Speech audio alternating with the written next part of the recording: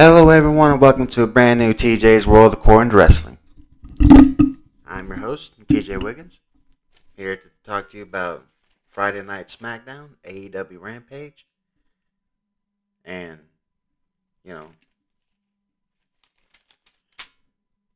funny enough, I'm going to be talking to you also about AEW Dynamite.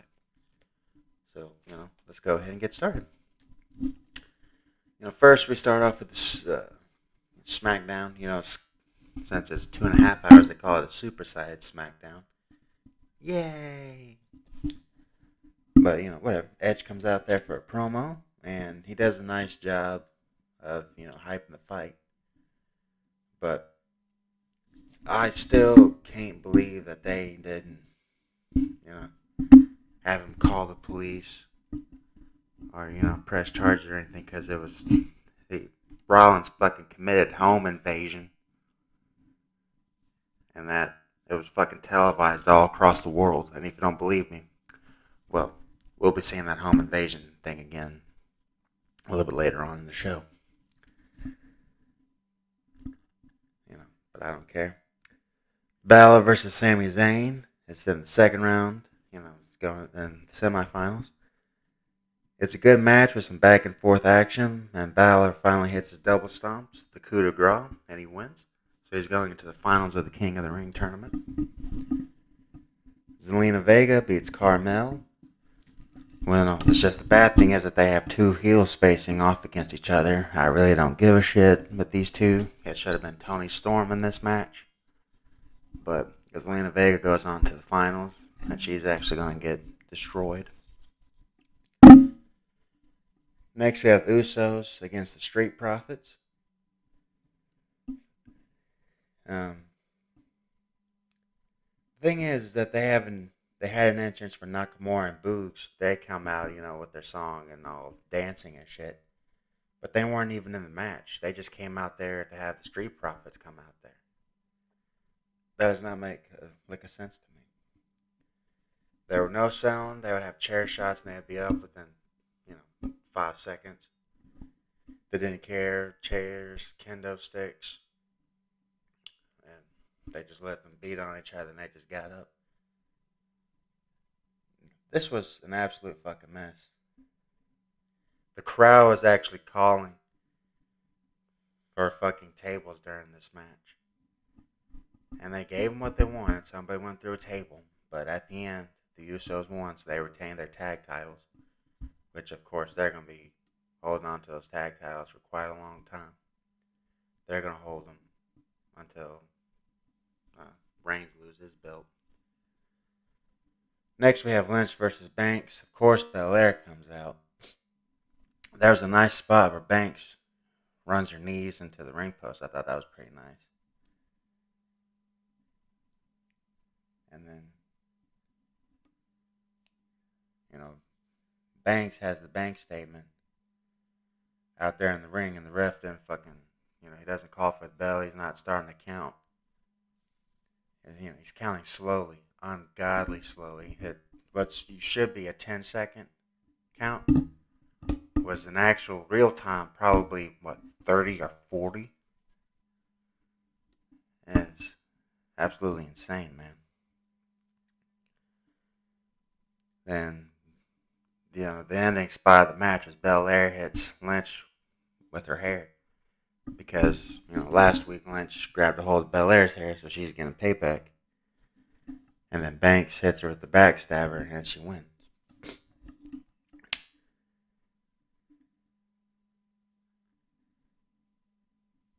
Oh yeah, I forgot about this, that earlier in the show, Rollins comes out there for his rebuttal, and is even given a fucking graphic that says that he invaded Edge's home 2 weeks ago. And he didn't. And there was no legal action, no legal recourse taken. It's absolutely fucking insane. It's fucking ridiculous. But anyways, next we go on to the main event, which was the best part of the show. Which is the contract signing of Roman Reigns versus Brock Lesnar. And you could tell they're stars because how the crowd, they chanted for both of them. They loved both of them. They were both fucking screaming.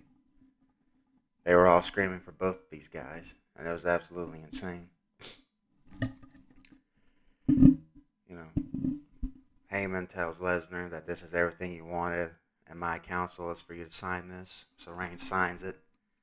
Lesnar signs it without even looking at it. And Reigns starts cracking up and says, "You were one stupid son of a bitch, you farm boy. How did you not read it before you signed it?" And Lesnar said that I did with my counsel, with my advocate Paul Heyman. And he smiles and cracks up and he gets up and leaves. And this is great. It's a good ending. And we actually did something that doesn't happen at contract signings anymore. A fight didn't happen, which was absolutely refreshing. This is why it stood out. This is why people remember it. It wasn't a fucking fighting, and then Reigns was looking sideways at Heyman like, "Dude, what the fuck are you doing?" And I can't wait to see that match. I think it's going to be good. It's just the only bad thing is it's going to be at their crown jewel fucking fiasco. It's absolutely insane. Next, and that's, Friday Night Smackdown. Next, we go on to AEW Rampage. We have CM Punk versus Daniel Garcia. The match starts out. What the heck? Hold on, excuse me.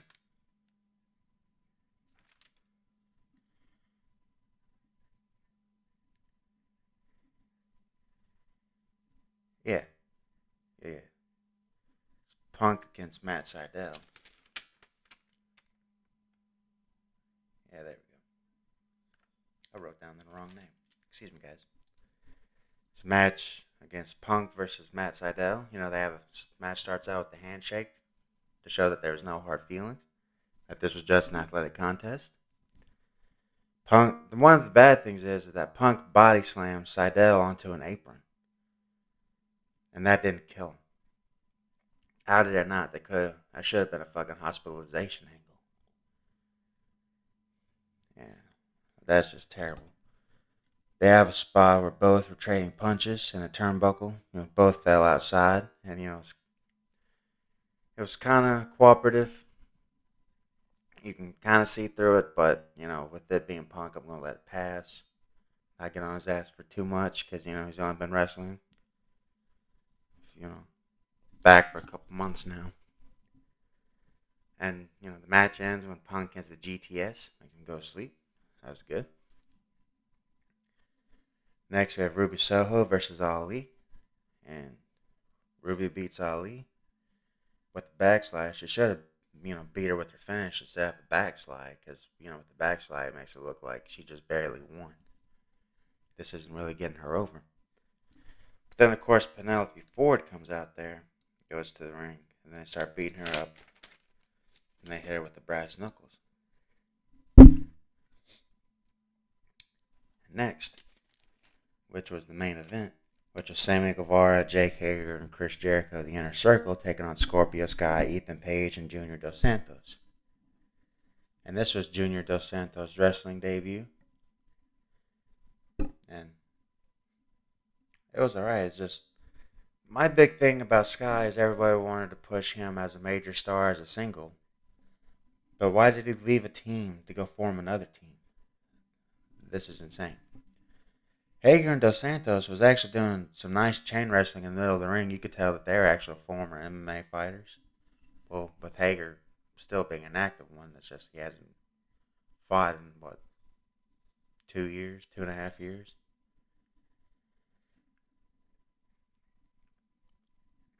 But, they all went outside. And Hager hits the rock bottom on Junior.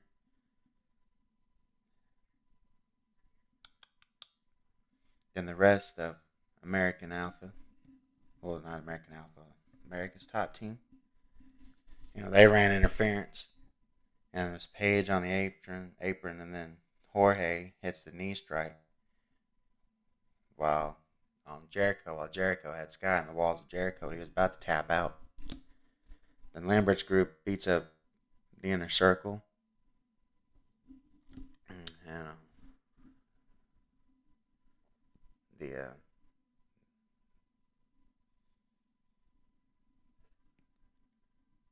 Excuse me, guys. Santana and Ortiz finally show up, and they thank you for coming at least after we already got our asses handed to us. We won the match at the roll-up, but we got our asses handed to us, so, and we immediately gave the heat back. Next on Dynamite, then that was, AEW Rampage. Now we've turned our focus to Dynamite, which happened Saturday night, and it's going to happen Saturday night this week due to the MLB playoffs. Punk comes out there for commentary. Black versus Dante Martin. There's this nice spot where Martin tries to hit, Hurricanrana from the top rope, but Black reverses it to a powerbomb. And then later on in the match, Black hits a Black Mass for the win. It's fantastic, putting this man over strongly. I love this guy. Next, Jurassic Express were in the back for a promo, but Omega and Cole come out there to confront them, while the fucking dumb fucks, these fucking idiots, they came out there and double super kicked Jungle Boy, and then they proceeded to beat up Luchasaurus and put him through a table. I guess, it takes it 2 tries in 2 weeks to actually be able to put his big and fat ass through a table. And after that, Omega was fucking screaming, trying to do a promo, but I didn't understand a goddamn word he said. Next, Jericho and Inner Circle does a promo about America's Top Team. It was nice, it was good. It was saying that, we won, might beat us up, but this isn't going to be over, so apparently they're going to be working a program against each other. Andrade leads the team known as, in English as the Super Frogs, going up against the Lucha Bros. With Alex as their manager. And it's for the Lucha Brothers, AAA tag team titles. Of course, it was FTR and Masks, because they're doing a program against each other right now. Yeah. Well, not really a program. They were going up against Andrade. He was mad. But, of course, with any mask wrestler that nobody knows, during the middle of the match, the Lucha Brothers, they take off their mask to reveal it's FTR. And, during the end of the match, Tully comes out there running interference. Cash hands Dak the belt and hides it under himself while Ray goes for a flip. Which, he has to do a flip every goddamn match or else he's going to die. And it leads to his downfall because he does a somersault trying to hit Dax. Dax, he gets up, uses his belt, hits him right in his face. Then he pins him, have new AAA Tag Team Champions. And they're celebrating and shit. They're going into the back. The Inner Circle celebrates because they just added a belt to their group. Moxley beats up some jobber. We have Cole and these fucking idiots going up against the Dark Order. There's no way the Dark Order is winning, so who the fuck cares? The rest, he doesn't give a shit about counting. Because they allowed all 3 of them in at the same time. There's no tags. They just allowed to leave the ring freely. They can go out and fight, in the ring. Out in the audience. For any time they wanted. I kind of thought there was rules to wrestling. Rules for this shit. MJF does a great promo where he puts down Darby Allin. Even though he was attacked, by the Inner Circle and Mask. He tells them that he was too much of a coward. Too afraid to come out there.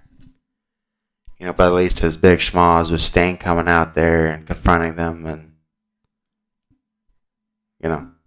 that's going to, further this thing on into next week. Where I believe we might even see just a tag team match between Sting and Darby Allin going up against Wardlow and MJF.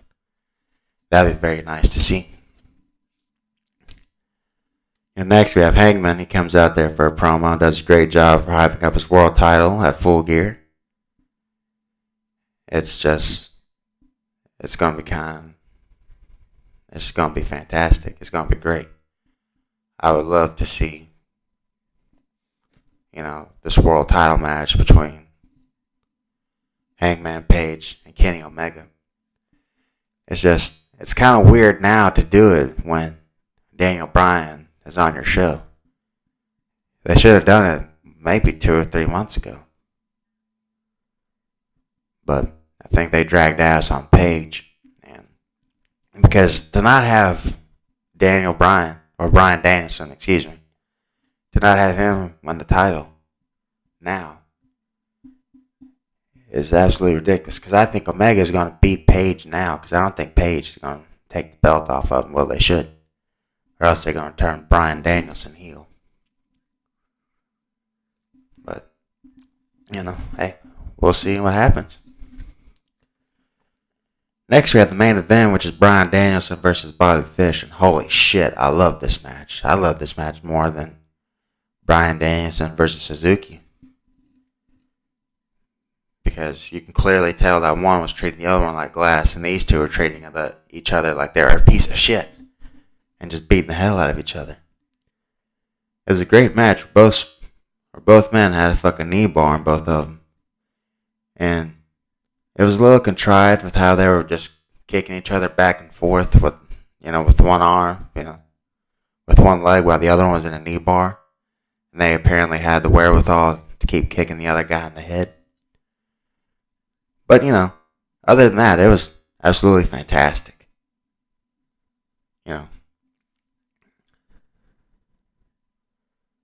It was a great match. Danielson, after that, they both kicked each other in the face to where they both released their holds on each other. And they get up. Fish tries for another kick again.